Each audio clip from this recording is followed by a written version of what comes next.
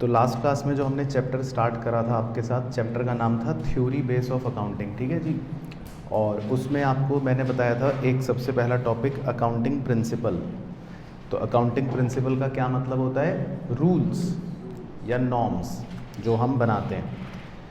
तो accounting principle को मैंने आपको बताया था दो कैटेगरीज में डिवाइड करते हैं। बताओ क्या क्या नाम थे उनके? एक तो अकाउंटिंग कॉन्सेप्ट और अकाउंटिंग कन्वेंशन।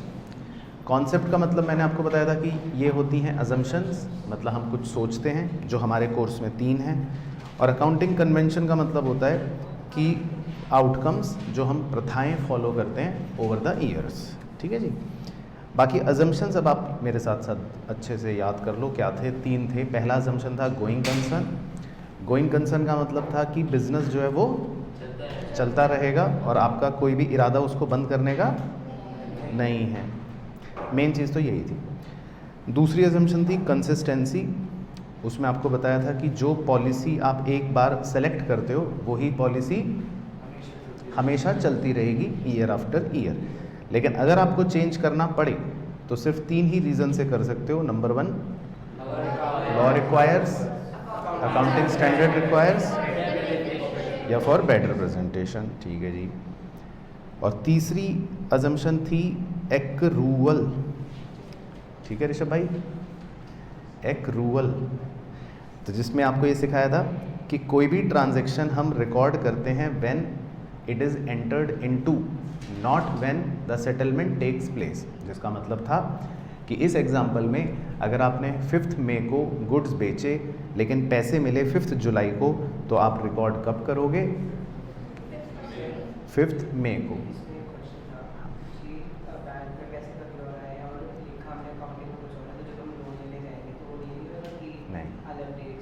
ऐसा कुछ नहीं होगा। तो वो तो हम तो रिकॉर्डिंग जो करते हैं वो करते हैं, इसीलिए अजम्पशन क्या है? एक्रूवल बेसिस पर। तो हम कभी भी पैसे जब आए उस हिसाब से रिकॉर्ड नहीं करेंगे, हमने जब ट्रांजैक्शन करी उस हिसाब से रिकॉर्ड करेंगे। अच्छा, फिर मैं आपको लेकर चला था कन्वेंशंस पर, जिस पे 3 आपको लिखवाए थे। पहला था अकाउंटिंग एंटिटी प्रिंसिपल या बिजनेस एंटिटी प्रिंसिपल। उसमें आपको बताया था कि बिजनेस और ओनर जो होते हैं वो क्या होते हैं? सेपरेट आइडेंटिटी होते हैं, या सेपरेट एंटिटी मतलब माने जाते हैं। और हम अकाउंटिंग किसके पर्सपेक्टिव से करते हैं? बिजनेस के, ठीक है। दूसरा तो बहुत ही छोटा था, मनी मेजरमेंट प्रिंसिपल, जिसमें आप हर ट्रांजैक्शन और इवेंट रिकॉर्ड जो करते हो वो कौन सी करते हो? जो मनी के टर्म्स में होती है, बिल्कुल सही। और लास्ट आपने लिखा था अकाउंटिंग पीरियड प्रिंसिपल या पीरियोडिसिटी। उसमें आपको बताया था कि जो बिज़नेस की लाइफ होती है उसको हम कितने पार्ट्स में डिवाइड कर देते हैं? मतलब 12 मंथ्स के एक पीरियड में डिवाइड कर देते हैं जनरली, जिसको अकाउंटिंग पीरियड कह देते हैं। तो इसको बोल दिया था अकाउंटिंग पीरियड प्रिंसिपल, ठीक है। चलो, तो हमें अब नंबर 7 हेडिंग डाल के आज नए प्रिंसिपल्स से शुरू करते हैं। मतलब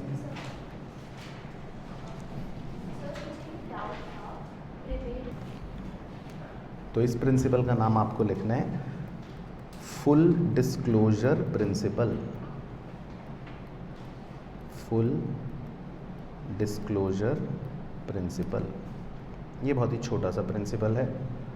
full disclosure principle. Full disclosure का क्या मतलब होता है?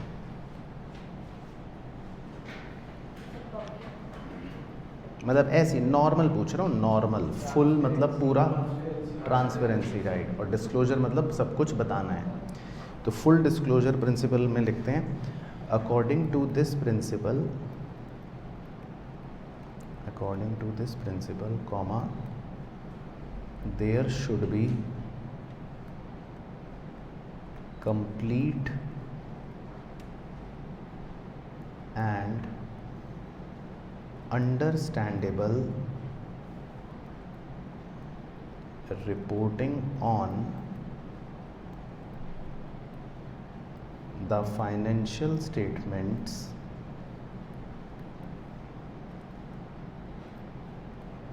there should be complete and understandable reporting on the financial statements of all significant information of all significant information relating to the economic affairs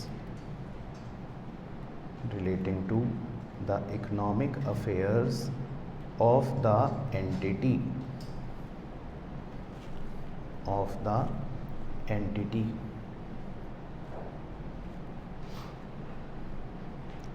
तो इसका एक एग्जाम्पल लिख लो। ये अभी एग्जाम्पल आपको रटना है, क्योंकि इसमें जो टर्म्स यूज़ होती हैं या यूज़ होंगी वो मतलब अभी रेलिवेंट नहीं है, अभी हमने समझी भी नहीं है, लेकिन क्योंकि ये प्रिंसिपल पढ़ना पड़ता है, हमें मजबूरी है, तो इसका एक एग्जाम्पल लिखना पड़ता है, मजबूरी है।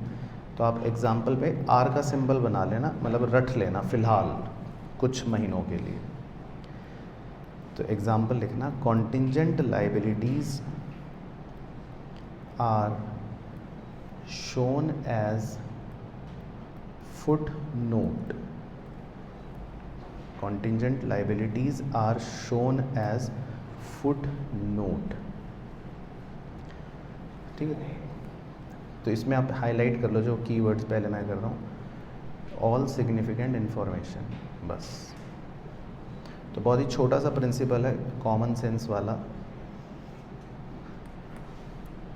Full disclosure principal. ठीक है, तो फुल डिस्क्लोजर प्रिंसिपल का मतलब ये है कि इस प्रिंसिपल के हिसाब से कंप्लीट मतलब कि पूरी, और अंडरस्टैंडेबल मतलब जो सबको समझ आ जाए, तो कंप्लीट और अंडरस्टैंडेबल रिपोर्टिंग होनी चाहिए ऑन द फाइनेंशियल स्टेटमेंट्स, वो भी किस चीज़ की, ऑफ ऑल सिग्निफिकेंट इन्फॉर्मेशन।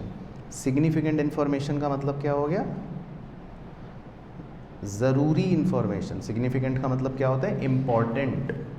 तो सारी इम्पॉर्टेंट इन्फॉर्मेशन की जानकारी होनी चाहिए, ये लिखा है इस प्रिंसिपल में, relating to the economic affairs of the entity. Economic affairs मतलब कि जो भी इकोनॉमिक एक्टिविटीज़ हैं, गतिविधियाँ हैं, तो किसी भी कंपनी की सारी इन्फॉर्मेशन, इम्पॉर्टेंट इन्फॉर्मेशन कंप्लीट और अंडरस्टैंडेबल तरीके से होनी चाहिए। तो इस प्रिंसिपल का नाम इसीलिए क्या पड़ गया, फुल डिस्क्लोजर प्रिंसिपल। तो इसका एक एग्जांपल देने के लिए मैं आपको ऐसे समझा देता हूँ कि जैसे आपका रिपोर्ट कार्ड होता है, ठीक है, स्कूल का, तो आपके रिपोर्ट कार्ड में अगर सिर्फ खाली ऐसे लिख के दे दें 83% और कुछ ना लिखें, तो तकलीफ़ है फिर, तो है ना, आपको भी तकलीफ़ है, आपके पेरेंट्स को भी तकलीफ़ है।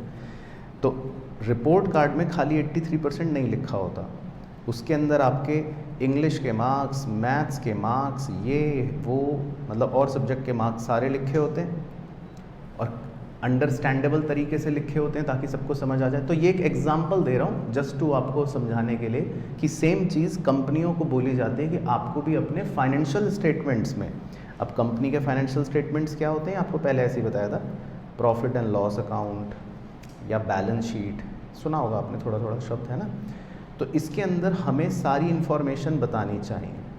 तो इसीलिए इस प्रिंसिपल का नाम पड़ गया फुल डिस्क्लोजर प्रिंसिपल। इसका क्या नाम पड़ गया, फुल डिस्क्लोजर प्रिंसिपल।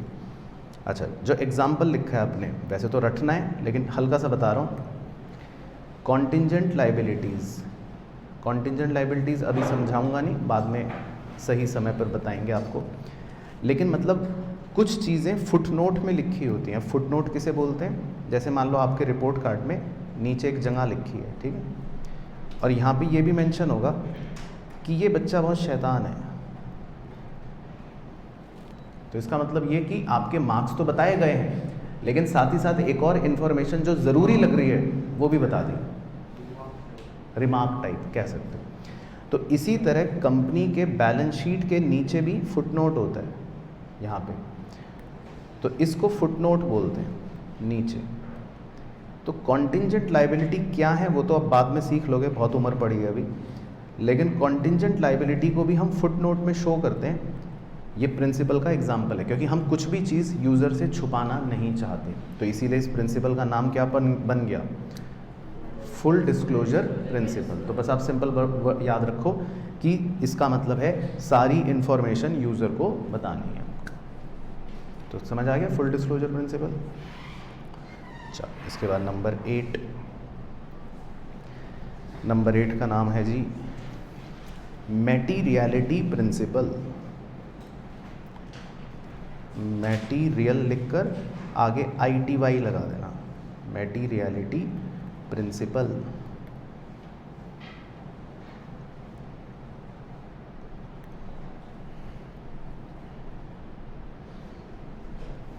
तो इसमें लिखना है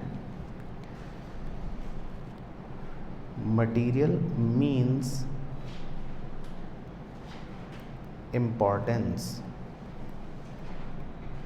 full stop. An item is disclosed, an item is disclosed if it is material. An item is disclosed if it is material. तो बस आप इसमें इम्पोर्टेंस वर्ड को ब्लॉक बना लो।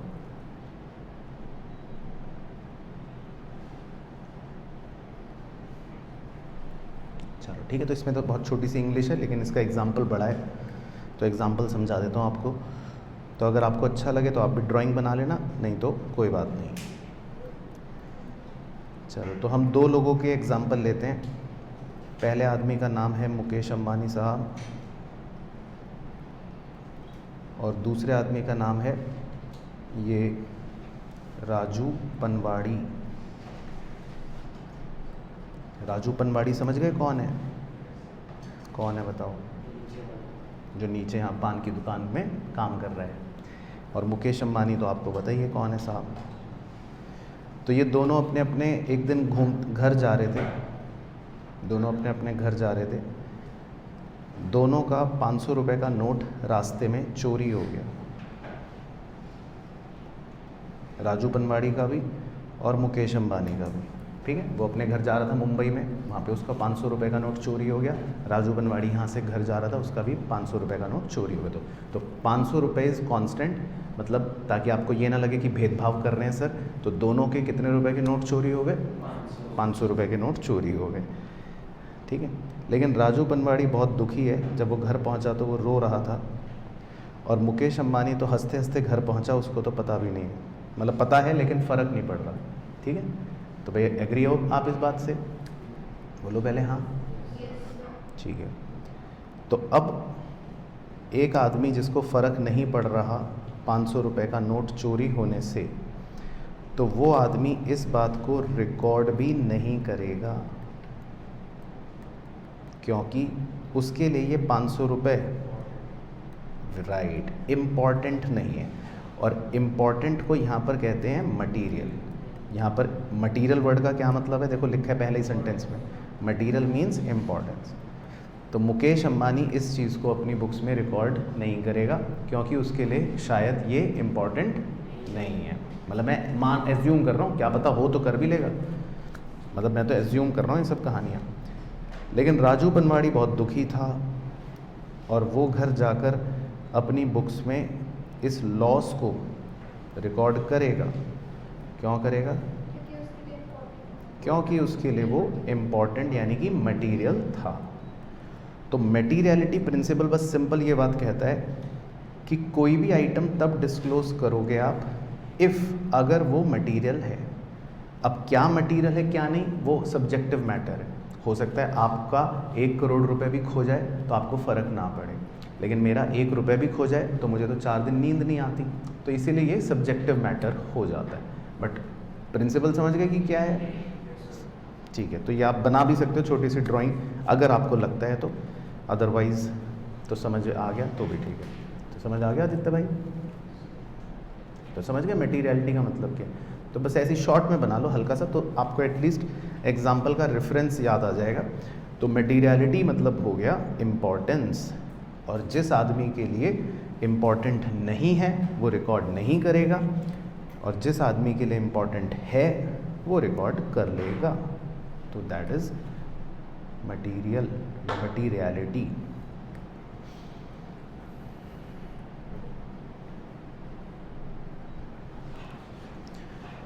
तो इसका एक छोटा सा एग्जाम्पल बस आप ऐसे लिख लो।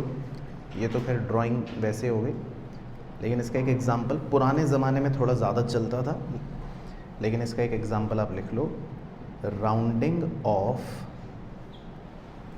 Of interest by bank, rounding off interest by bank. तो rounding off interest by bank का मतलब ये है कि पहले पुराने ज़माने में अगर बैंक आपको इंटरेस्ट देता था और मान लो आपका इंटरेस्ट बन रहा है 1247 रुपये 63 पैसे, तो बैंक थोड़े से चालू होते थे, तो वो क्या करते थे, वो सिर्फ आपको 1247 रुपये दे देते थे आपकी आंखों के सामने। तो आप उनसे 63 पैसे फिर नहीं मांगते हो जनरली। ये तो मैं आपका आज का भी एग्जांपल दे सकता हूँ। आज आप शॉपिंग करने जाते हो, अब तो देता है, मतलब तो बैंक एग्जैक्ट फिगर अकाउंट में क्रेडिट कर देता है, लेकिन मैं आपको आपका आज का एग्जांपल दे देता हूँ। आप टी शर्ट खरीदने जाते हो, बिल्ले में लिखा है 1999, तो आप काउंटर पे कितने रुपए देकर आते हो और आ जाते हो थैला उठा के, है ना। 1 रुपये कुछ बच्चे नहीं लेते या कुछ लोग नहीं लेते, तो वो भी मटेरियलिटी का ही एग्जांपल है। इसका मतलब आपके लिए 1 रुपये की इम्पोर्टेंस नहीं है, तो मैं एग्जांपल समझाना चाह रहा हूँ, है ना। तो मटेरियलिटी बेसिकली होगी जो चीज़ इंपॉर्टेंट नहीं है। अब पुराने ज़माने में 63 पैसे आदमी सोचता था छोड़ो कोई बात नहीं क्या फ़र्क पड़ रहा है, तो वो भी मटेरियलिटी होगी। तो आप मतलब मटेरियलिटी का सिंपल मतलब ये है कि जो चीज़ इंपॉर्टेंट नहीं है तो आप उसको इग्नोर कर देते हो। तो पुराने ज़माने में बैंक क्या करता था, इसको मतलब राउंडिंग ऑफ कर लेता था, तो बैंक का लेकिन फ़ायदा होता था। तो ऐसे मान लो 63 पैसे उसने हर आदमी से थोड़े थोड़े बचाए और टोटल 1 लाख लोग हो गए, तो काफ़ी अमाउंट हो जाता है। तो जैसे मैं आपको वो 1 रुपये वाली स्टोरी बता देता हूँ। जो आप ये 1 रुपये छोड़ते हो, लेट्स अज्यूम कि मान लो कोई बहुत बड़ा स्टोर है, ठीक है, मान लो कोई भी स्टोर ले लो, बिग बाज़ार ले लो, तो बिग बाज़ार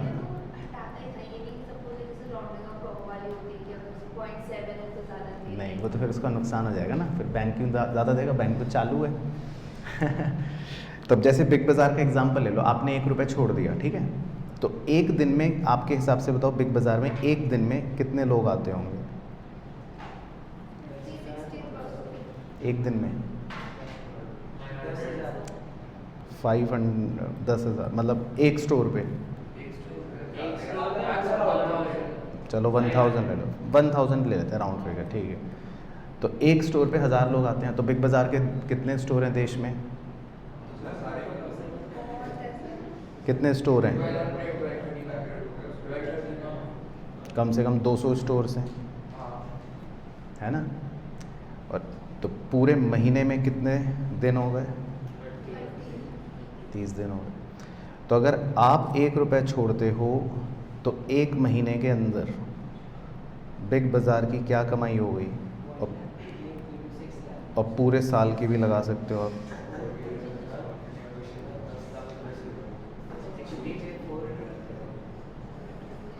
तो मतलब पूरे साल में जो आपके लिए मटेरियल नहीं था 1 रुपये, आपने तो 1 रुपये छोड़ा, लेकिन आपकी तरह सभी होशियारों ने 1-1 रुपये छोड़ा, तो बिग बाज़ार की मज़े मज़े में पूरे साल भर की कितनी कमाई हो गई, मतलब लगा लो हिसाब।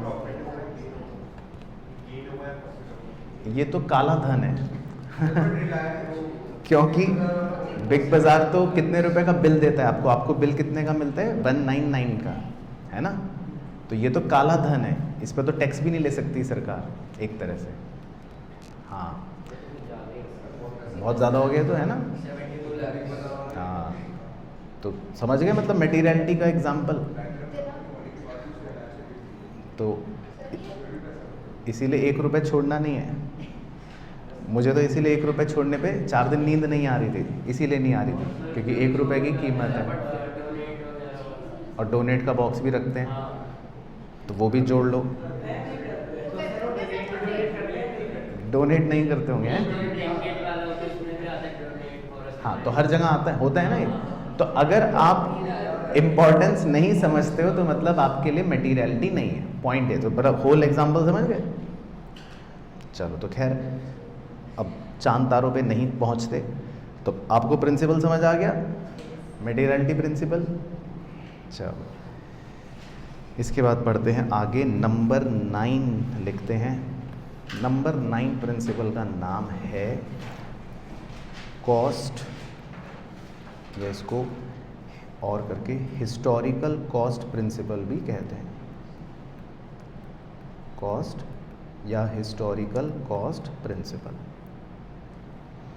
तो ये भी सिंपल है। अभी तक सारे सिंपल सिंपल चल रहे हैं, एक दो आएंगे अभी थोड़ी देर में। तो कॉस्ट या हिस्टोरिकल कॉस्ट प्रिंसिपल में लिखना, according to this principle, according to this principle comma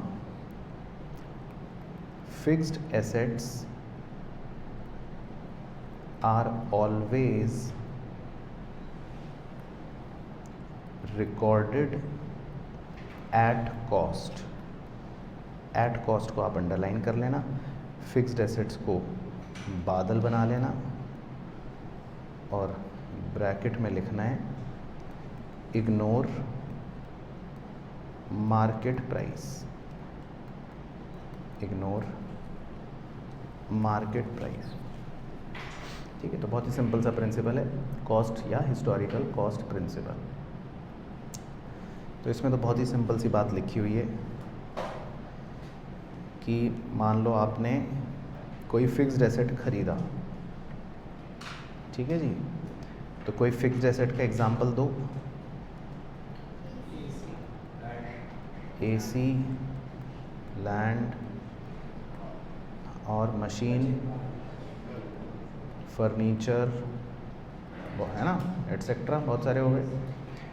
तो मान लेते हैं आपने लेट से फर्नीचर परचेज कर लिया 1 लाख रुपए में, ठीक है। तो जितने रुपए में आप खरीदते हो उसको कॉस्ट बोलते हैं, कॉस्ट मतलब लागत हिंदी में। तो आपने लेट से 1 लाख रुपए का फर्नीचर खरीद लिया। अब नेक्स्ट डे आपके दोस्त ने फ़ोन करके आपको बताया कि भाई तुम्हें पता है आज इस फर्नीचर का मार्केट प्राइस 90,000 हो गया। तो क्वेश्चन ये है कि क्या आप अगले दिन अपनी बुक्स में अब इसको काट कर 90,000 लिखोगे? No sir, very good. तो बस इसका मतलब आपको कॉस्ट प्रिंसिपल पहले से ही आता है। हाँ, it ignores market price, right. तो ये आपने लिमिटेशन में सेम चीज़ पढ़ी थी। तो ये प्रिंसिपल है, समझ आ गया कॉस्ट प्रिंसिपल। तो कॉस्ट प्रिंसिपल यही कहता है कि फिक्स्ड एसेट्स को हम कॉस्ट पर रिकॉर्ड करते हैं और मार्केट प्राइस को इग्नोर कर देते हैं। तो ये आपने बिल्कुल सही लिंक बनाया, ये सेम चीज़ हमने लिमिटेशन में पढ़ रखी, बिल्कुल। तो क्लियर हो गया कॉस्ट प्रिंसिपल। चलो, तो ये तो सिंपल था। उसके बाद नंबर 10 अगला है रियलाइजेशन प्रिंसिपल। रियलाइजेशन प्रिंसिपल, तो इसका मैं थोड़ा सा आपको कंटेक्स्ट बता देता हूँ पहले। बादल में रियलाइज वर्ड से डिराइव हो रहा है ये, रियलाइज करना, ठीक है। तो रियलाइज का मतलब लिखवा देता हूँ सो दैट आपको समझ आ जाएगा। रियलाइज करने का मतलब क्या होता है? एहसास करना, है ना। लेकिन यहाँ पर वो मतलब नहीं है, इसीलिए लिखवाना पड़ रहा है। यहाँ पर रियलाइज़ करने का मतलब होता है बेचना, सोल्ड। किसी सामान को बेचने को बोलते हैं रियलाइज़ करना यहाँ पर। तो इसीलिए लिख लो, तो आपको फिर कंटेक्स्ट समझ आ जाएगा जब मैं अंग्रेज़ी लिखवाऊँगा।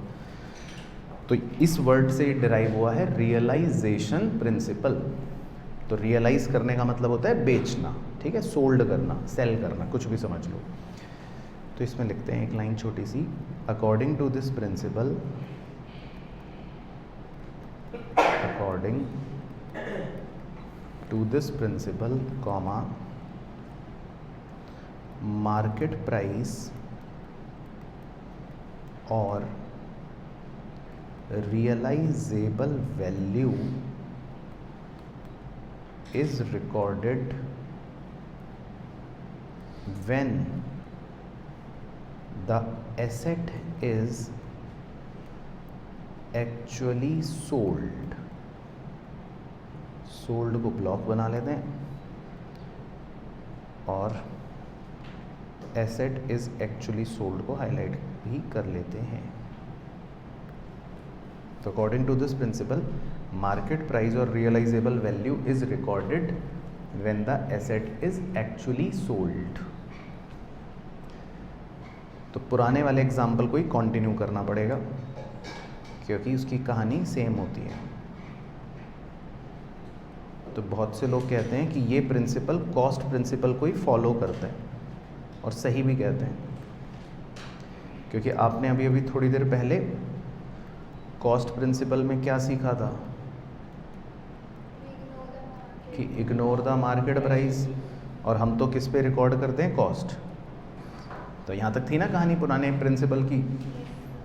चलो अब आपको आगे की कहानी सुनाता हूँ।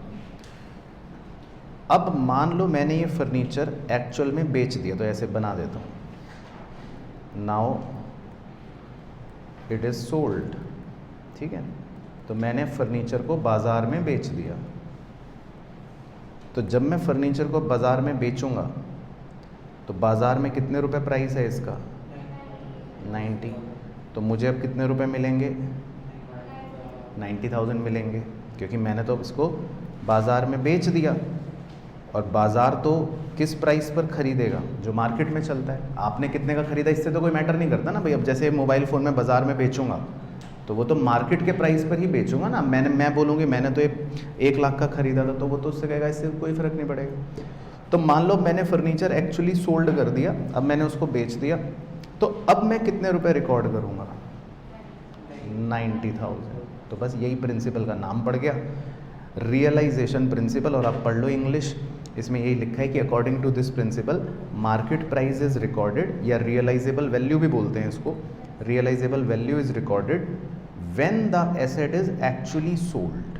तो जब आप एक्चुअल में बेचोगे तब फिर 90,000 ही रिकॉर्ड करो। रियलाइजेबल का मतलब रीसेलेबल समझ सकते हैं, लेकिन लिखेंगे नहीं। तो मैं तो आपको हाँ सेम है। रीसेल मतलब वही बेचना और क्या, सेल करना, दैट्स इट। तो क्लियर हो गया प्रिंसिपल, ठीक है। तो बस इसमें यही लाइन थी कि मार्केट प्राइस या realisable value is recorded when asset is actually sold. Okay, तो यहाँ तक बिल्कुल ओके हो गए। चलो तो अब लंबी गहरी सांस लेके लिखते हैं नंबर 11। ये काफ़ी इम्पोर्टेंट है, तो इस पर 2 स्टार बनाएंगे। इस प्रिंसिपल का नाम है कंजर्वेटिज्म। कंजर्वेटिज्म, या इसको ब्रैकेट में लिख लो, और प्रूडेंस भी कहते हैं। तो ये वाला बहुत बहुत बहुत बहुत ज़्यादा इम्पॉर्टेंट है, आगे तक याद रखना इसको। इसका काम हमेशा रहता है, जब तक अकाउंटिंग है तब तक ये प्रिंसिपल है। तो सोचो सीए इंटर के स्टूडेंट्स को मैं पढ़ाता हूँ, उसमें भी ये आता है कंजर्वेटिज्म प्रिंसिपल, उसमें भी अभी भी है। चलो तो इसके लिए पहले स्टोरी सुनाता हूँ, फिर मतलब बताऊँगा आपको। तो देखो इसमें 2 वर्ड्स का यूज़ हो रहा है, एक तो है कंजर्व, उससे कंजर्वेटिज्म बन गया, और एक है प्रूडेंट, उससे प्रूडेंस बन गया। तो पहले मैं समझाता हूँ कंजर्व रहना किसे कहते हैं, और फिर मैं समझाता हूँ प्रूडेंट का क्या मतलब होता है। वैसे इंग्लिश के टर्म है कंजर्व और प्रूडेंट, बेसिक इंग्लिश के, ठीक है। तो पहले कंजर्व का मतलब समझाता हूँ, ठीक है। तो देखो एक बच्चा है, उसको रात को सपना आया। अब सपने 2 ही आ सकते हैं, हाँ, एक आता है अच्छा सपना और एक हो सकता है बुरा सपना। तो थोड़ा सा मतलब मैं अपनी बातों को समझा पाऊँ इसलिए एग्जाम्पल में अच्छे और बुरे मैं खुद डिफाइन कर रहा हूँ, आपसे नहीं पूछ रहा, नहीं तो आपकी थॉट तो कहीं भी पहुँच जाएंगी। तो अच्छा सपना मान लेते हैं कि भाई मान लो आपको सपना आया कि आपकी रैंक 1 आ गई, वो भी ऑल इंडिया में, मतलब आपने जो एग्ज़ाम दिया उसमें पूरे इंडिया में आप नंबर 1 आ गए। ये आपको सपना आया, अच्छा सपना आया, ठीक। और बुरा सपना मान लेता हूँ कि आपको बुरा सपना यह है कि आपके सारे सब्जेक्ट में 0 मार्क्स आए हैं, ठीक है। तो मतलब तो एक्सट्रीम एग्जांपल ले रहा हूँ अपनी बातों को समझाने के लिए, वो तो कुछ भी हो सकता है, लेकिन एक हो गया अच्छा सपना, एक हो गया बुरा सपना। तो मुझे समझाना है कि कंजर्व किसे कहते हैं, कंजर्व व्यक्ति कौन होता है। कंजर्व व्यक्ति जो होता है, अब जो आपको मान लो अच्छा सपना आया, ठीक है, तो आप ये बताओ कि क्या आप अगले दिन सुबह उठने के बाद क्या दोस्तों के साथ पार्टी करोगे, क्या आप घर में मिठाइयाँ बांटोगे, या आप कुछ मतलब बहुत ज़्यादा खुशी को व्यक्त करोगे? पहला क्वेश्चन मेरा ये, नहीं करोगे, है ना, कुछ भी नहीं करोगे। Very good. तो इसका मतलब ये है कि आप बच्चे कंजर्व हो, आप इसका मतलब प्रूडेंट भी हो। प्रूडेंट का मतलब होता है समझदार। समझदार व्यक्ति कौन होता है? जो कंजर्व होता है, जो तब तक अपनी खुशी जाहिर नहीं करता जब तक एक्चुअल में वो चीज़ हो ना जाए। तो जो आपने एग्जाम्पल में हाँ हाँ करा, इसका मतलब आप सब बच्चे बुद्धिमान हो, आप सब बच्चे एटलीस्ट प्रूडेंट हो और कंजर्व रहना जानते हो। आप जानते हो कि अभी खुश होने का कोई भी फायदा नहीं है। एक ही ऑलमोस्ट कंजर्व मतलब तुम्हें खुशी होगी नहीं, खुद हाँ सपना है ना, तो ये ध्यान रखना है, खुशी होगी, लेकिन अभी आप सपने में थे तो खुशी हो गई। मैं अगले दिन पूछ रहा हूँ, अगले दिन क्या होगा, समझ गए कि यही सपना रोज आता रहे। सर वो बुरे वाले के साथ होता है कि अगर ये ऐसा सच हो गया तो क्या होगा? तो क्या होगा? अभी तो उस पर बुरे पे तो खैर आता हूँ, लेकिन अभी पहले हम अच्छे की बात करते हैं। तो जब आपको अगर अच्छा सपना आता है, आपको अच्छा फीलिंग हुआ, लेकिन माई पॉइंट इज, क्या आप उसका कुछ करते हो? मतलब क्या आप उस इंजॉयमेंट को, उस खुशी को बांटते हो किसी के साथ, जाहिर करते हो किसी के साथ, पार्टी करते हो, उसका कुछ करते हो? नहीं करते ना। तो मतलब मैं ऐसे लिख देता हूँ, अल्टीमेटली वो अच्छा सपना आप क्या करते हो? इग्नोर ही करते हो। टेक्निकली इग्नोर एज इन कि कुछ करते तो नहीं हो, पार्टी तो नहीं करते। तो ये तो हो गया कंजर्व रहना, ठीक है जी। अब प्रूडेंट आदमी कौन होता है? अब बुरे सपने पर आते हैं। मान लो आपको जब सपना आया बहुत बुरा, कि आपको लगा कि मेरे सब में 0 मार्क्स आए, तो अब जब आप अगले दिन सुबह उठते हो या उठे और आपको सपना आ चुका है कि मैं सब में फेल हूँ, 0 मार्क्स आए, तो बताओ प्रूडेंट बच्चा कौन है पता चलेगा, तो अब आप क्या करोगे?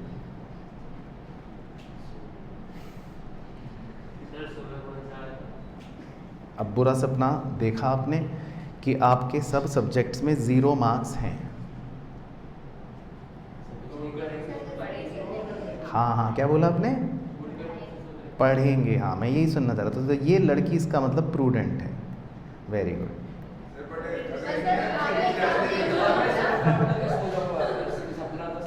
हाँ मतलब तुम इग्नोर कर दोगे, है ना, कि भाई जो सपना था, हाँ जो सपना, तो इसका मतलब तुम प्रूडेंट नहीं हो, तुम समझदार नहीं हो।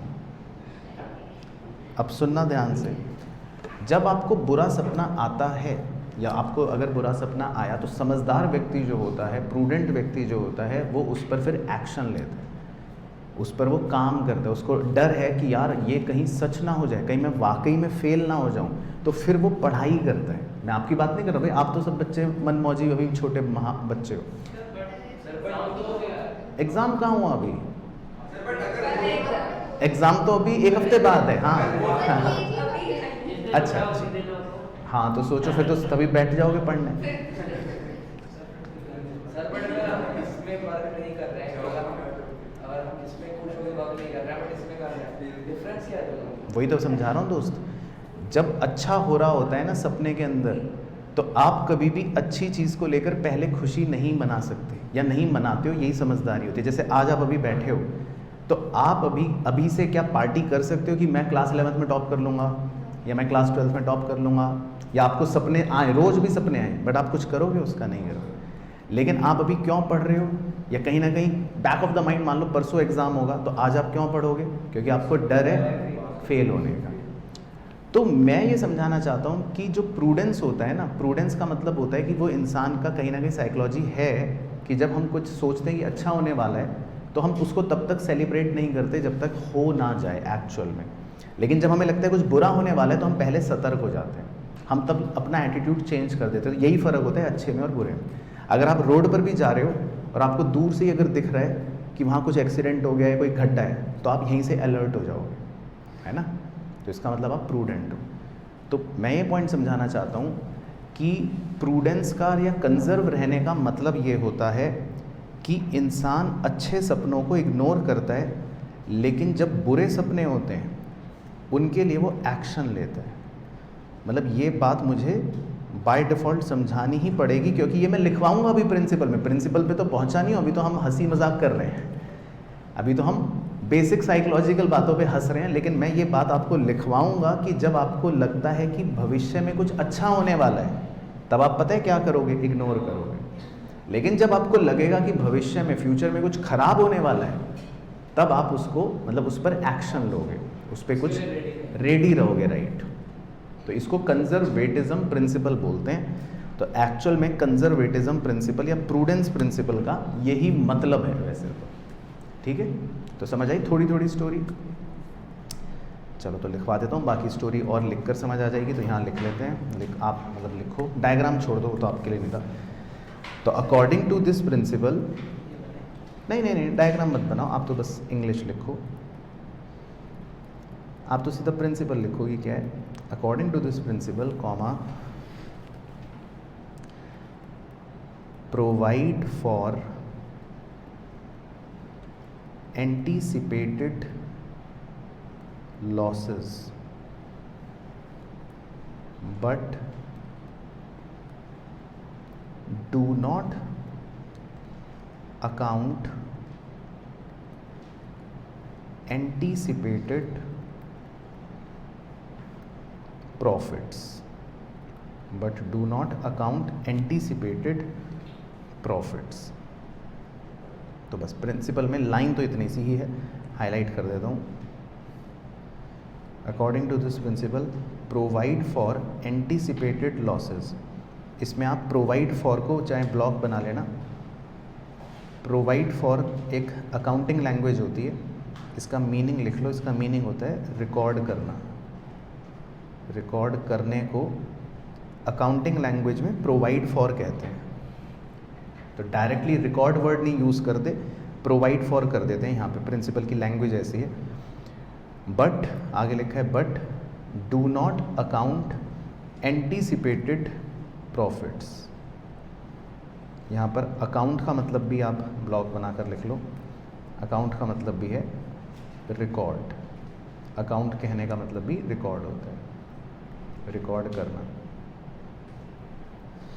तो मतलब मैं सिंपल भाषा में पढ़ देता हूँ अब आपके लिए। तो ये प्रिंसिपल ये कहता है कि क्या रिकॉर्ड करना है, एंटीसिपेटेड लॉसेस। एंटीसिपेटेड का मतलब होता है कि आपको लग रहा है। एंटीसिपेटेड का मतलब क्या होता है कि आपको एस्टिमेट हो रहा है, लग रहा है। क्या लग रहा है, लॉस लग रहा है, नुकसान लग रहा है। तो जो मैं बुरा सपना कह रहा था बार बार, उसको बेसिकली इस प्रिंसिपल में हम एंटीसिपेटेड लॉस कहेंगे। लेकिन आगे पढ़ो, ब्लू कलर में क्या लिखा है, बट डू नॉट रिकॉर्ड। क्या रिकॉर्ड नहीं करना, एंटीसिपेटेड प्रॉफिट्स। तो जिसको मैं अपने एग्जांपल में अच्छा सपना कह रहा था, उसको कह रहे हैं एंटीसिपेटेड प्रॉफिट्स। हाँ, तो ये प्रिंसिपल क्या कहता है, पहले मैं अपनी लाइन ख़त्म कर दूं दोस्त। तो ये प्रिंसिपल बस ये कह रहा है कि आपको अगर कोई भी एंटीसिपेटेड लॉस लग रहा है, नुकसान लग रहा है, तो रिकॉर्ड करोगे। अगर आपको लग रहा है कि फ़ायदा होगा तो रिकॉर्ड नहीं करोगे। हाँ, अब बताओ। अगर नहीं, अगर के साथ डाउट तो अलाउड ही नहीं है। ये बताओ कि जो सेंटेंस बोला वो समझ आया कि नहीं। बस बुक्स में कैसे तो आगे सीखेंगे, और कहाँ रिकॉर्ड करेंगे, बुक्स में। वो कौन, बताओ रिकॉर्डिंग की बुक कौन सी थी भाइयों बहनों, जर्नल। Very good. वो रिकॉर्डिंग में सिखाऊंगा। और उसमें उल्टा भी तो हो सकता है कि प्रॉफिट रिकॉर्ड नहीं करा और हो गया। हाँ, तो जो रिकॉर्ड कर लिया नहीं हो तो हटा भी देंगे, लेकिन फिर प्रिंसिपल नहीं फॉलो होगा, है ना भाई। ऐसे तो बच्चा कह रहा है सर फिर मैं खुद ही सब जो मन करे वो कर लूँगा। तो हमें तो प्रिंसिपल के अकॉर्डिंग चलना है। तो प्रिंसिपल क्या कह रहा है कि अगर आपको फ्यूचर में लग रहा है लॉस होगा तो रिकॉर्ड करो, और अगर आपको लग रहा है फ्यूचर में प्रॉफिट होगा तो नहीं करो। बस ये, अब प्रिंसिपल मान लोगे तो अच्छी बात है, नहीं मानोगे तो बड़े होके बेइज्जती होगी बाज़ार में, क्योंकि इस प्रिंसिपल का नाम क्या है? कंजर्वेटिज्म। तो मैंने बताया था ना बहुत इंपॉर्टेंट है, ये आगे तक चलता है, हर जगह काम आता है। अच्छा, तो इसके एग्जाम्पल भी लिखने हैं, लेकिन तो इसके 2 एग्जाम्पल्स लिखवाऊँगा आपको, और वो तो आपको रटने ही हैं, तो आर का सिंबल बना लेना। लेकिन 2 एग्जाम्पल्स पूछता है, इसमें दोनों लिखवाऊँगा आपको। पहले को बोलते हैं provision for doubtful debts. Provision for doubtful debts. तो ये रट लोगे या समझाऊं थोड़ा सा? बताओ, थोड़ा सा समझा दूं? चलो थोड़ा सा समझा देता हूँ। तो प्रोविज़न फॉर डाउटफुल डेट्स, ये टर्म क्या है वो बता देता हूँ। तो आपको डेटर्स वर्ड याद है? वैसे डेटर्स का मीनिंग कौन थे बताओ? डेटर्स जिनसे हमें पैसा लेना है ना? ये सब वो लोग होते हैं जिनको हमने क्रेडिट पर सेल करा था। तो मुझे इन सब से क्या करना है? पैसा लेना है। हाँ, पैसा लेना है। लेकिन मान लो मुझे इन दोनों पर डाउट है, इनकी शक्लें खूंखार मतलब हैं, तो मुझे इन दोनों पर डाउट है कि यार ये दोनों शायद पैसे नहीं देंगे, है ना? मुझे तुम पर डाउट है कि तुम शायद पैसे नहीं दोगे। मतलब ऐसी मजाक करो, दिल पे मत लगाना, ठीक है? तो मान लो इतने सारे डेटर्स हैं, तो मुझे हो सकता है किसी पर डाउट हो। तो अब देखो, इसका मतलब मुझे लग रहा है कि ये पैसे नहीं देगा ये दोनों, तो इसका मतलब मेरे को फ्यूचर में लॉस होने की चांसेस हो गए ना, है ना? तो बस इसी का नाम पड़ गया। देखो, प्रोविज़न अभी छोड़ो, क्या मतलब है? For doubtful debts. डेट्स का मतलब ये रिकॉर्ड करेंगे। हाँ, तो इसको रिकॉर्ड करते हैं, ये सीखेंगे हम चैप्टर 20 में। ये टर्म आएगी चैप्टर 20 में आएगी, इसीलिए भी मैंने कहा था रट लो। लेकिन हल्का हल्का आइडिया हो गया कि क्या है, कि मुझे लग रहा है कि भाई आप बच्चों में से हो सकता है 2 बच्चों पे मुझे डाउट है, तो मुझे लॉस होने का डर लग रहा है, तो भी मैं रिकॉर्ड कर लूँगा, ठीक है? तो आप तो खैर एग्जाम्पल लर्न कर लेना अभी के लिए, बाद में तो समझ जाओगे टर्म। अच्छा, दूसरा एग्जाम्पल भी लिख लेते हैं। एक और एग्जाम्पल होता है, ये भी चैप्टर 20 में आएगा। तो बताओ, इसीलिए भी रटना पड़ रहा है। इस एग्जाम्पल में लिखना है closing stock is valued at cost और मार्केट प्राइस, इन दोनों को ब्लॉक बना लेना, which ever is lower. Lower को आप हाईलाइट कर लेना, विच एवर इज लोअर। तो ये भी कंजर्वेटिज्म का वैसे बेस्ट एग्जांपल होता है। तो एक बार जल्दी से समझा रहा हूँ, एक ही बार समझाऊंगा, अगर समझ आ गया तो अच्छी बात, नहीं समझ आया तो रट लेना, ठीक है सर? तो रट लेंगे। अच्छा, क्लोजिंग स्टॉक तो आपको पता ही है क्या होता है, तो समझाया था ना, जो अनसोल्ड रह जाता है सामान। हाँ, तो अब देखो, मान लो इसकी कॉस्ट है 100, कॉस्ट मतलब लागत, लेकिन मुझे ऐसा लग रहा है कि शायद बाज़ार में मार्केट प्राइस इसका सिर्फ 90 है ना? तो वैसे इसकी कॉस्ट कितनी है? 100, लेकिन मुझे लग रहा है, मुझे पता है कि इसकी मार्केट प्राइस बाज़ार में ये 90 रुपये में मैं बेच पाऊँगा। हाँ, कॉस्ट ऑफ मेकिंग, हाँ लागत नहीं, कॉस्ट डिसाइड नहीं होती, उसको प्राइस बोलते हैं जो आप सोच रहे हो। ये कॉस्ट है, कॉस्ट मतलब लागत, लागत मतलब खर्चा, जो बनाने का मिनिमम खर्च हो गया मेरा, और इसका मार्केट प्राइस है 90। तो ये एग्जाम्पल ये कहता है कि हम देखो कितने कंजर्व हैं, हम कितने डरे हुए लोग हैं, है ना? तो हम इस क्लोजिंग स्टॉक की वैल्यू पता है क्या रिकॉर्ड करेंगे अपनी बुक्स में? बताओ क्या करेंगे रिकॉर्ड? अब पढ़ो, रूल पढ़ो, क्या है पूरा रूल पढ़ो। हाँ, विच एवर इज लोअर। तो हम कंजर्व रहते हैं। कंजर्व का मतलब, जैसे जब आप एग्ज़ाम देकर घर आते हो तो आपकी मम्मी आपसे मार्क्स पूछती हैं कि बेटा कितने मार्क्स आएंगे, तो अगर आपको मन में 90 भी लग रहा होगा तो आप मम्मी को 85 बताओगे, है ना? या आपको 85 लग रहा होगा तो मम्मी को 80 बताओगे। कभी ऐसा तो नहीं होगा ना कि आपको लग रहा है 85 बोल दोगे 95, तो इसका मतलब आप भी कंजर्व रहते हो ना, क्योंकि आपको पता है कि थोड़ा नीचे बोलना है, कम बोलना है। तो यही चीज़ कंजर्वेटिज्म है, यहाँ पर यही चीज़ कंजर्वेटिज्म है कि क्लोजिंग स्टॉक कॉस्ट है 100, मार्केट प्राइस है 90, तो हम दोनों में से कौन सी रिकॉर्ड कर रहे हैं, लोअर वाली। हाँ अगले, हाँ और वो तो है। अच्छा उल्टा भी हो सकता है, मान लो मार्केट प्राइस होता, हाँ मान लो मुझे लग रहा है मार्केट में प्राइस है 130, और फिर हम किस पर रिकॉर्ड करते हैं, कॉस्ट। तो जब बेचेंगे अगले दिन तब 130 रिकॉर्ड करेंगे, लेकिन आज तो किस पर रिकॉर्ड करूंगा, मैं कंजर्व हूँ, तो मैं आज तो आप कितने मार्क्स बताओगे मम्मी को, 85। अब कल जब रिजल्ट आएगा 95 आएंगे तो अलग की बात है, तो खुश हो जाएंगे। लेकिन आज हम कितना रिकॉर्ड कर रहे हैं, लोअर वैल्यू, तो आज हम कंजर्व हैं, तो इसको बोलते हैं कंजर्वेटिज्म। हाँ और क्या, चेंज तो हो ही सकती है,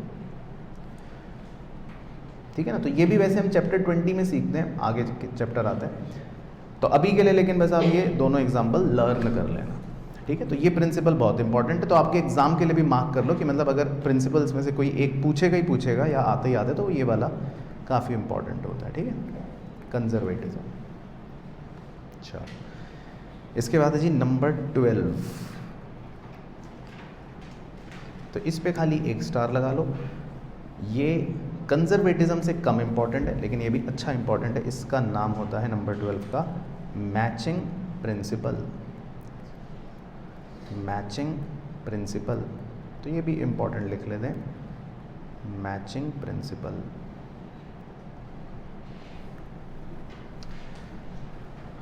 चलो तो इसमें एक स्टोरी लिखते हैं पहले, फिर समझाता हूँ। According to this principle, according to this principle, comma,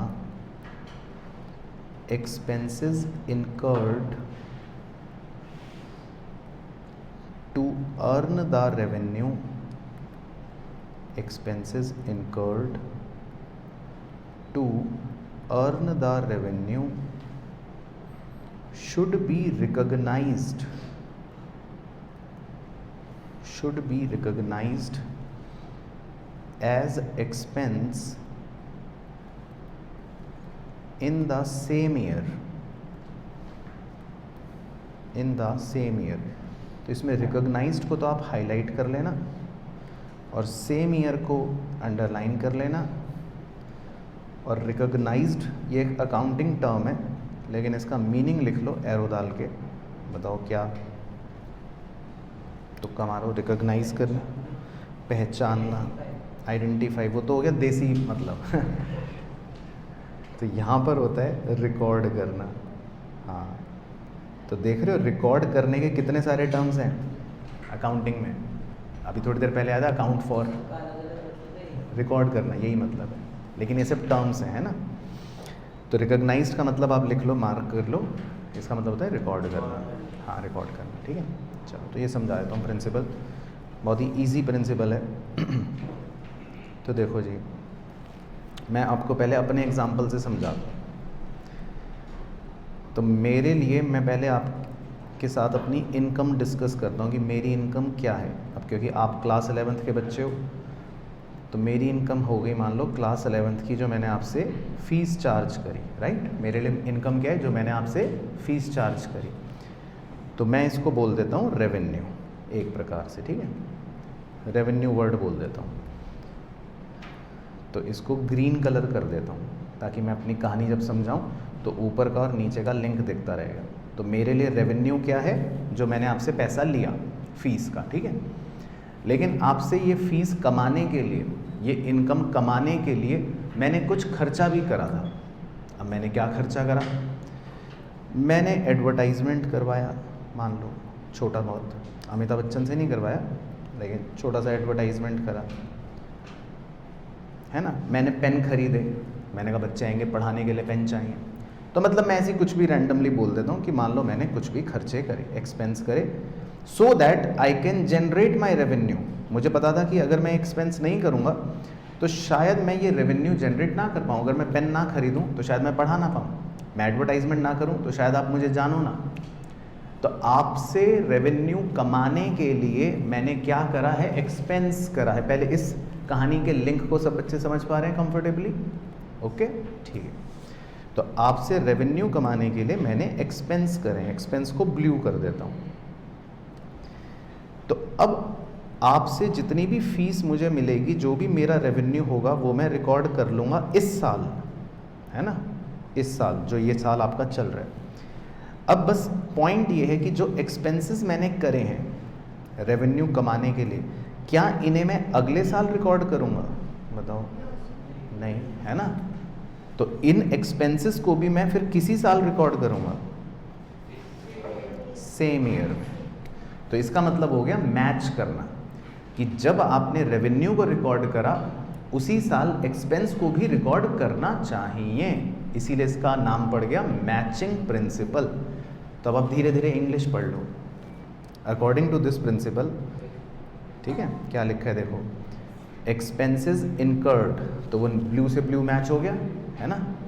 और एक्सपेंसेस इनकर्ड क्यों करें incurred? To earn the revenue, green से ग्रीन मैच हो गया। तो कह रहा है शुड बी रिकॉग्नाइज्ड, रिकॉग्नाइज्ड का मतलब रिकॉर्ड करना है, as expense in the same year. बस फिक्स्ड एसेट को वैसे एक्सपेंस नहीं कहते, फिक्स्ड एसेट तो कैपिटल एक्सपेंडिचर हो गया ना। एक्सपेंस आपको बताया था मन की भाषा रेवेन्यू एक्सपेंडिचर। तो जैसे ही आपने फिक्स्ड एसेट वर्ड बोला तो वो वहीं गलत हो गया, ठीक है। तो ओके हो गया जी प्रिंसिपल, मैचिंग प्रिंसिपल। तो इसका एक एग्जाम्पल लिख लेते हैं, वो बहुत ही इंपॉर्टेंट है, वो कई बार एग्जाम में आया है। तो इसका एग्जाम्पल आप लिख लो, depreciation is recorded because of this principle, because of this principle। तो डेप्रीसिएशन को आप हाईलाइट भी कर सकते हो। तो डेप्रीसिएशन आएगा वानी जी, जो फिक्स्ड एसेट था वो नहीं आएगा, लेकिन आपने जो सोचा मैं उसी कहानी को कंटिन्यू करता हूँ। आपको पढ़ाने के लिए, आपसे रेवेन्यू कमाने के लिए मैंने प्रोजेक्टर खरीदा था, है ना, वो वाला फर्नीचर खरीदा था जिस पर आप बैठे हो, एसी खरीदा था जिसमें आप ठंडी ठंडी हवा खा रहे हो। लेकिन आपको जब पूरे साल पढ़ाकर आपसे पैसे कमा तो मैं लूँगा, लेकिन एक साल के अंदर मेरे प्रोजेक्टर की वैल्यू कम होगी, फर्नीचर की वैल्यू कम होगी, है ना, आपके मेरे एसी की वैल्यू कम होगी। तो जो मेरे इन चीज़ों की वैल्यू में गिरावटें होंगी, उन गिरावट को क्या बोलते हैं? डेप्रीसिएशन। ये टर्म हमने पढ़ रखा है। तो इसीलिए मैं रेवेन्यू तो रिकॉर्ड करूंगा ही करूंगा इस साल, मैं एक चीज़ इस साल और क्या भी रिकॉर्ड करूंगा? डेप्रीसिएशन। क्योंकि आपसे पैसा कमाने के लिए, आपसे रेवेन्यू अर्न करने के लिए एक साल तक मेरी चीज़ों में कुछ गिरावटें भी हुई हैं, तो वो एक्सपेंस है, राइट। तो ये आपको चैप्टर 11 में कहीं सिखाएंगे। डेप्रीसिएशन जो होता है वो भी क्या होता है? एक्सपेंस।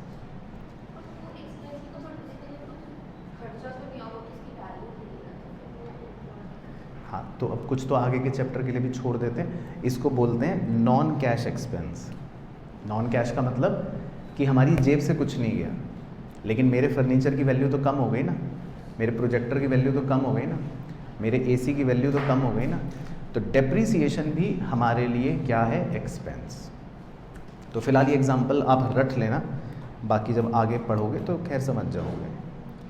बट समझ गए मोटा मोटा मैचिंग प्रिंसिपल। तो मैचिंग प्रिंसिपल मतलब यही कि रेवेन्यू हो गया तो हम अपने एक्सपेंस को जो भी अगर करें हैं उसको भी सेम ईयर में रिकॉर्ड कर लेंगे। चलो इसके बाद जी नेक्स्ट है नंबर 13। ये छोटा सा इजी है, इसका नाम है dual aspect principle. Dual aspect principal.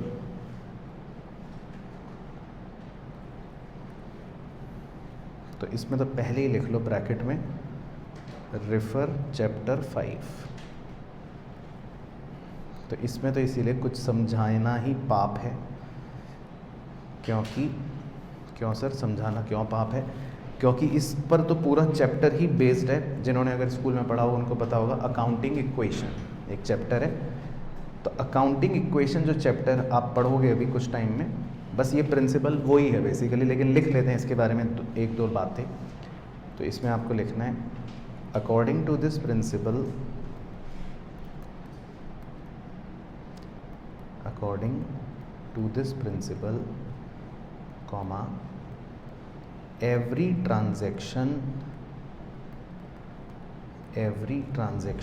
has two aspects को आप बादल बना लेना।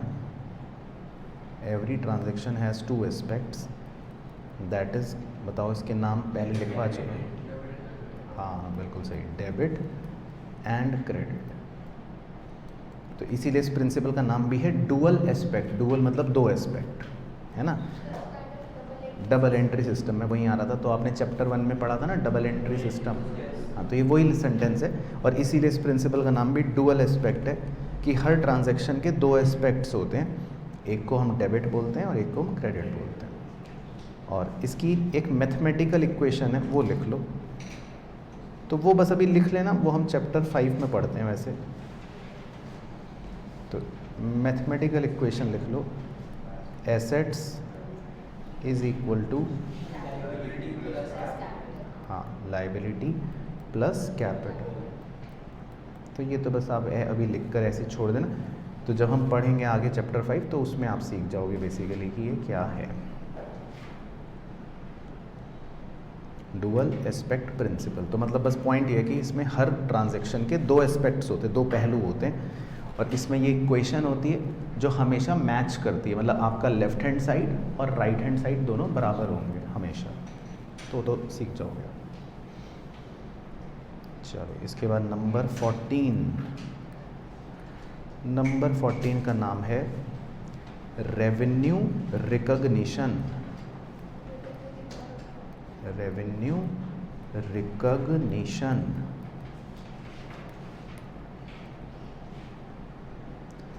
तो रिकॉग्निशन वर्ड आपने अभी अभी सीखा है। रिकॉग्निशन का मतलब रिकॉर्ड करना। दोबारा लिख लो ताकि जब तक याद ना हो जाए लिखते रहो। तो प्रिंसिपल का नाम है रेवेन्यू रिकॉग्निशन, और रिकॉग्निशन वर्ड का मतलब होता है रिकॉर्ड करना। बाकी इस प्रिंसिपल के बारे में पहले छोटा सा डिस्क्लेमर बता देता हूँ आपको कि ये जो प्रिंसिपल है ये एक्रूअल का छोटा भाई है। किसका छोटा भाई है? एक्रूअल का। और इसको एक छोटे से मैथमेटिकल वेन डायग्राम से समझा देता हूँ चाहे, कि अगर ये बड़ा गोला एक्रूअल है तो इस बड़े गोले के अंदर ये छोटा सा लाल गोला रेवेन्यू रिकॉग्निशन है। फिर इसी बात को आपके एक प्रैक्टिकल एग्जांपल से समझा देता हूँ। तो अगर मान लो मैंने बोला कि क्लास में कोई बच्चा लेट नहीं आएगा, तो इसका मतलब ये इन पर एप्लीकेबल है, इन पर भी है, आप पर भी है, आप पर भी है, सब पर है ना भाई। तो ये स्टेटमेंट तो हो गया एक्रूअल, समझ गए कि क्लास में कोई बच्चा लेट नहीं आएगा। लेकिन जब मैंने कह दिया कि आदित्य भाई क्लास में लेट नहीं आना है, तो ये हो गया रेवेन्यू रिकॉग्निशन। तो रेवेन्यू रिकॉग्निशन में मैं वही बात रिपीट करूंगा जो एक्रूअल ने कही है, लेकिन यहाँ पर हम सिर्फ एक आइटम के बारे में करेंगे, स्पेसिफिक हो गया। और वो स्पेसिफिक आइटम भी आपको नाम से पता लग गया, वो हो गया रेवेन्यू हो गया। तो इसका प्रिंसिपल का नाम है रेवेन्यू रिकॉग्निशन, मतलब रेवेन्यू को कब रिकॉर्ड करेंगे ये मतलब है। तो पहले लिख लेते हैं स्टोरी, फिर समझा दूंगा। तो एक ही लाइन लिखनी है इसमें, according to this principle, according to this principle, comma, revenue is recognized when। तो when के बाद जो लिखेंगे वो रट लेना बाकी, लेकिन मैं समझाऊंगा आपको। when बड़ा बड़ा लिख लो, right to receive is established, right to receive is established, बस इसको अंडरलाइन कर लेना। तो जब तक आप लिख रहे हो तब तक मैं आपको समझाने के लिए डायग्राम बना लेता हूँ जल्दी से।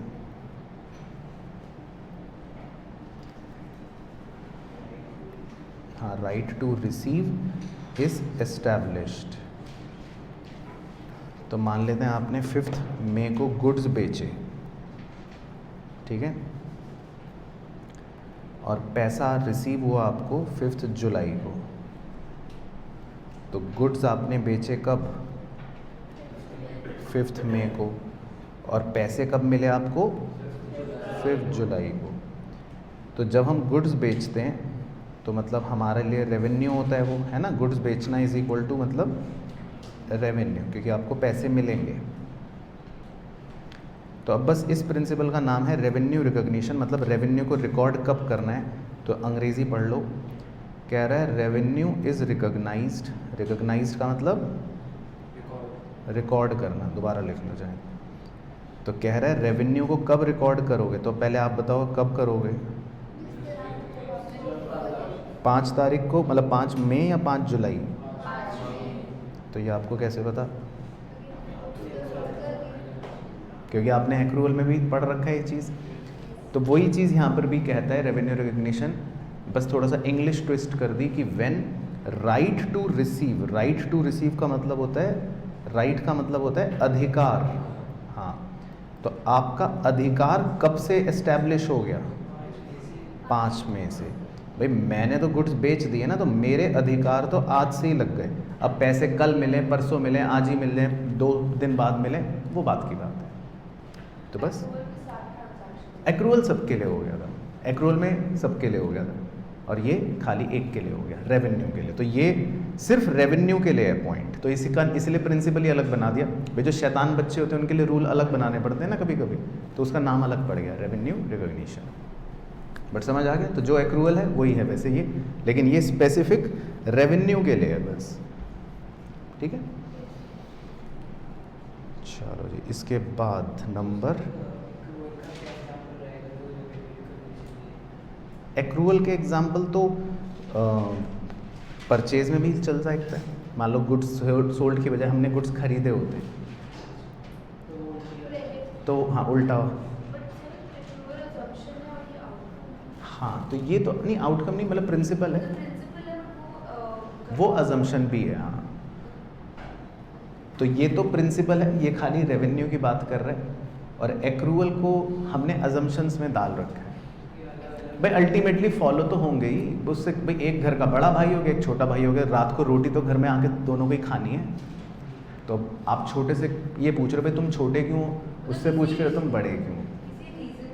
नहीं नहीं नहीं, ऐसा कुछ नहीं। वो तो बस जब पुरानी प्रथाएं चली आ गई, भाई किसी को अजम्पशन इसलिए बना दे कि भाई वो तो मानना ही पड़ेगा, तो वो एक बड़ी चीज़ हो गई।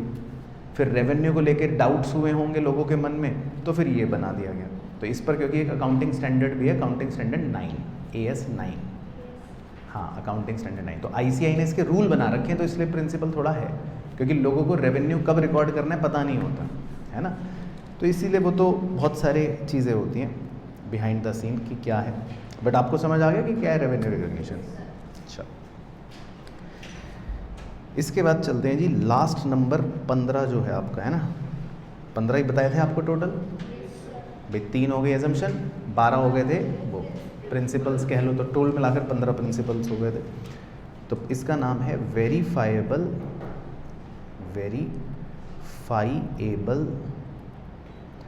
Objective principal. तो ये तो सबसे आसान है, मतलब इनफैक्ट ये तो कुछ है ही नहीं, इसको तो लिखना भी मतलब तौहीन है वैसे तो, लेकिन लिख लेते हैं एक line. According to this principle, according to this principle, comma, transaction is recorded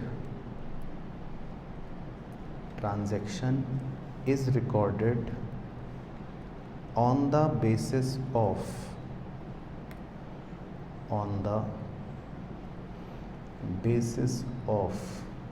के बाद लिखना है हमें, हाँ, ऑन द बेसिस ऑफ, बताओ, तुम बताओ पहले।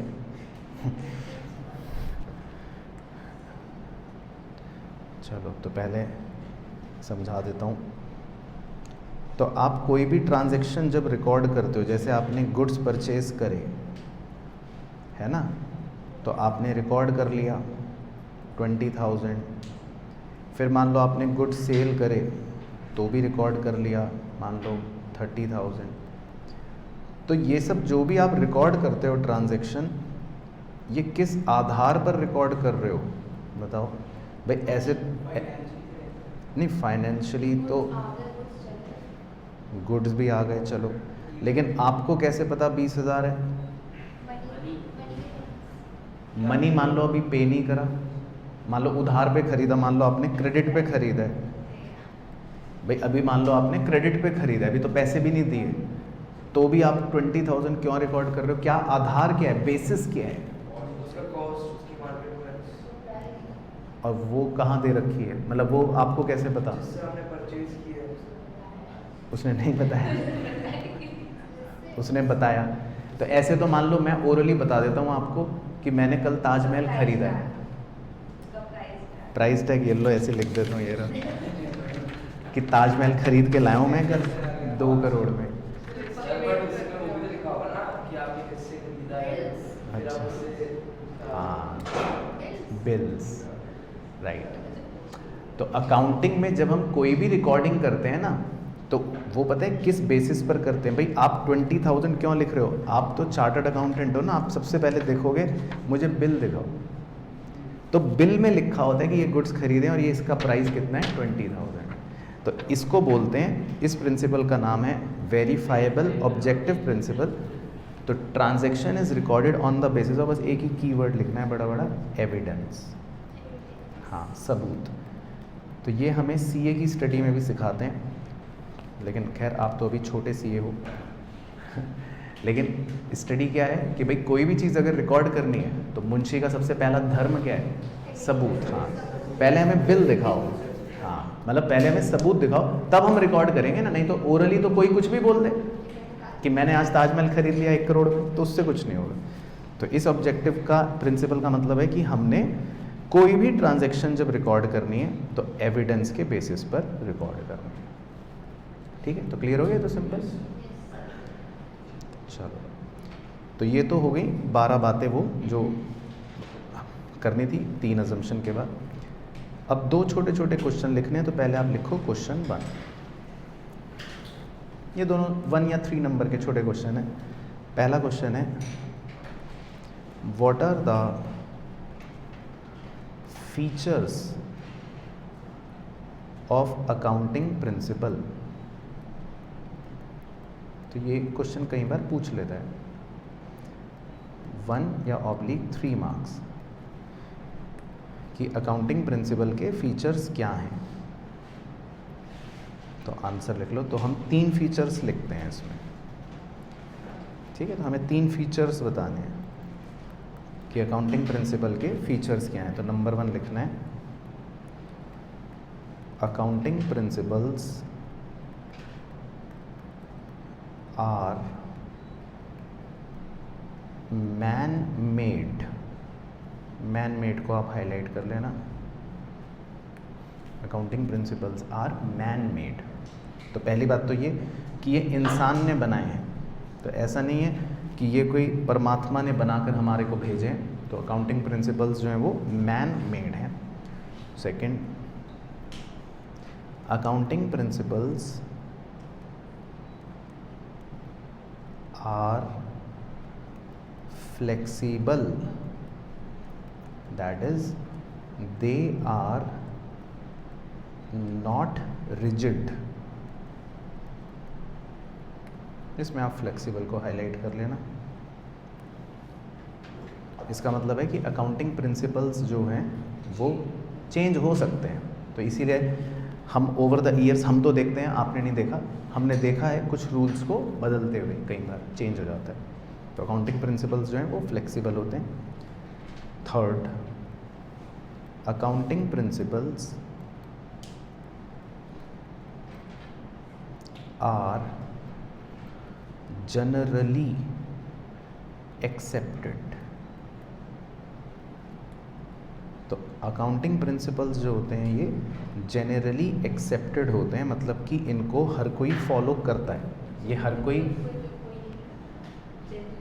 नहीं, वो नाम है बस, क्योंकि इससे एक टर्मिनोलॉजी भी डिराइव हुई थी, वो भी आप लिख लो, GAAP। यूएस के अंदर GAAP नाम से पढ़ाया जाता है, या बहुत से कंट्रीज़ के अंदर GAAP के नाम से पढ़ाया जाता है, लेकिन हम खाली AP के नाम से पढ़ रहे हैं। मतलब GAAP का मतलब है जनरली एक्सेप्टेड अकाउंटिंग प्रिंसिपल, लेकिन हमने खाली अकाउंटिंग प्रिंसिपल बोल के पढ़ा, लेकिन यूएस वगैरह में इनका नाम होता है GAAP, मतलब जनरली एक्सेप्टेड अकाउंटिंग प्रिंसिपल। तो मतलब इसका मत कहना ये चाहता है कि इसको हर कोई फॉलो करता है। तो 3 कीवर्ड्स क्या हो गए? मैन मेड, फ्लेक्सिबल और जनरली एक्सेप्टेड। चलो, तो ये हो गया जी क्वेश्चन 1। इसके बाद क्वेश्चन 2, लास्ट क्वेश्चन बस, फिर छुट्टी आज की भी, मतलब आज का काम ख़त्म। इसमें है question 2, what are the necessities of accounting principles. What are the necessities of accounting principles. तो ये भी 1 या 3 मार्क्स का छोटा सा थ्योरी क्वेश्चन है। तो नेसेसिटीज़ का मतलब हो गया कि ज़रूरत क्यों है या क्या है अकाउंटिंग प्रिंसिपल्स की। तो इसमें लिख लेते हैं, 2 पॉइंट्स लिख लेते हैं। तो पहला लिख लो, अकाउंटिंग इंफॉर्मेशन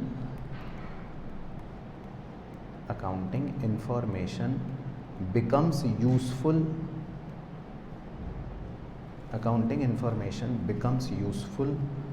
only when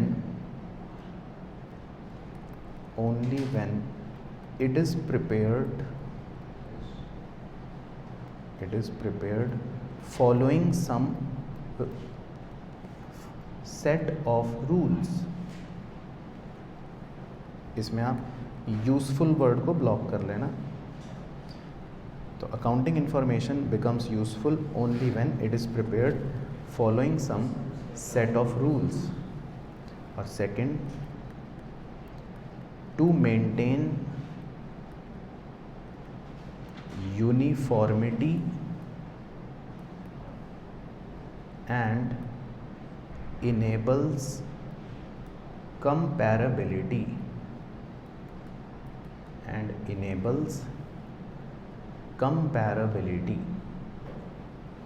तो इसमें आप यूनिफॉर्मिटी को और कंपैरेबिलिटी को भी ब्लॉक कर लें।